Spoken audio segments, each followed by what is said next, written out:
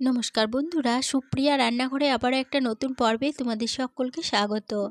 মাছের ঝোলের মধ্যে অতিরিক্ত মশলা ব্যবহার না করে আমার মতো করে এইভাবে একবার মাছের ঝোল রান্না করে গরম ভাতের সাথে পরিবেশন করে দেখো, খেতে দুর্দান্ত টেস্টি হয়। তাহলে চলো বন্ধুরা, দেখে নেওয়া যাক আজকের রেসিপি কিভাবে বানানো হয়। মাছের ঝোলের রেসিপি বানানোর জন্য এখানে আমি নিয়েছি 4 পিস রুই মাছ। মাছগুলোকে জল দিয়ে ভালোভাবে ধুয়ে নিয়েছি। এরপরে মাছের মধ্যে দিয়ে দিলাম হাফ চামচ লবণ, দিয়ে দিচ্ছি হাফ চামচ হলুদ গুঁড়ো। এবার লবণ ও হলুদ মাছের সাথে খুব ভালোভাবে মেখে নেব। এখানে আমি আমার রান্নার প্রয়োজন মতো 4 পিস মাছ রান্না করছি, তবে তোমরা তোমাদের রান্নার প্রয়োজন অনুযায়ী মাছের পরিমাণ বাড়িয়ে বা কমিয়ে নিতে পারো। লবণ হলুদ মাছের সাথে ভালোভাবে মেখে নেওয়া হয়ে গেছে। মাছগুলো 5 মিনিটের জন্য রেস্টে রেখে দিচ্ছি। এদিকে নিয়েছি দুটো মিডিয়াম সাইজের আলু। আলুগুলোর খোসা ছাড়িয়ে আলুগুলোকে ঠিক এইভাবে লম্বা করে কেটে জল দিয়ে ধুয়ে নিয়েছি। আলু একটা সাইডে সরিয়ে রেখে দিচ্ছি। এদিকে 5 মিনিটের জন্য মাছগুলো রেস্টে রেখে দিয়েছিলাম। 5 মিনিট হয়ে গেছে। এবার মাছগুলো ভেজে নেব। তার জন্য গ্যাসের ওভেনে একটা কড়াই বসিয়ে গ্যাসটা অন করে কড়াইয়ের মধ্যে পরিমাণ মতো সর্ষের তেল আগে থেকে গরম হতে বসিয়ে দিয়েছিলাম। এবার তেলটা ভালোভাবে গরম হয়ে যাওয়ার পরে তেলটা কড়াইয়ের চারপাশে এভাবে খুন্তির সাহায্যে একটু ছড়িয়ে নিচ্ছি। তারপরে একে একে তেলের মধ্যে সমস্ত মাছগুলো দিয়ে দিচ্ছি।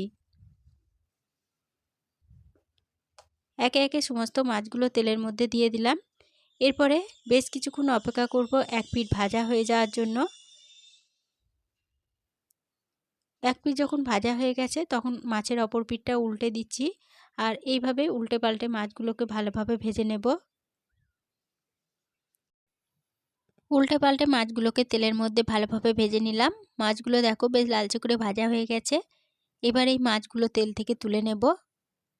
একে একে সমস্ত মাছগুলো তেল থেকে তুলে নেওয়ার পরে ওই তেলের মধ্যেই কেটে রাখা আলুগুলো ভেজে নেব। সমস্ত আলুগুলো তেলের মধ্যে দিয়ে দিলাম। এবার আলুগুলো একটু নেড়েচেড়ে ভেজে নিচ্ছি।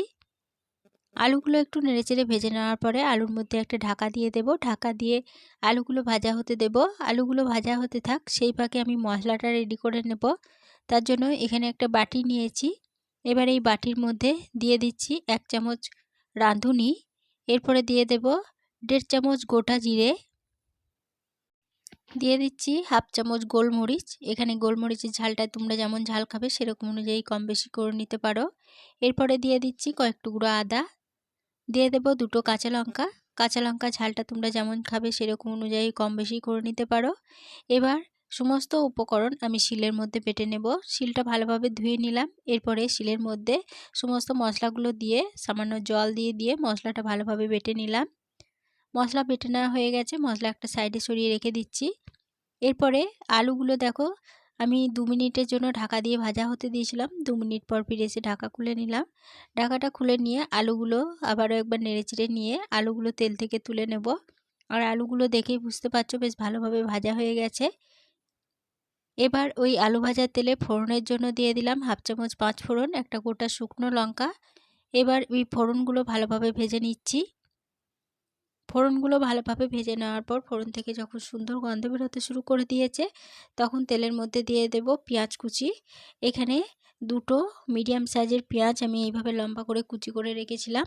পেঁয়াজ কুচিগুলো দিয়ে দিলাম। এবার তেলের মধ্যে পেঁয়াজ কুচিগুলোকে একটু সময় ধরে নেড়েচেড়ে ভালোভাবে ভেজে নেব।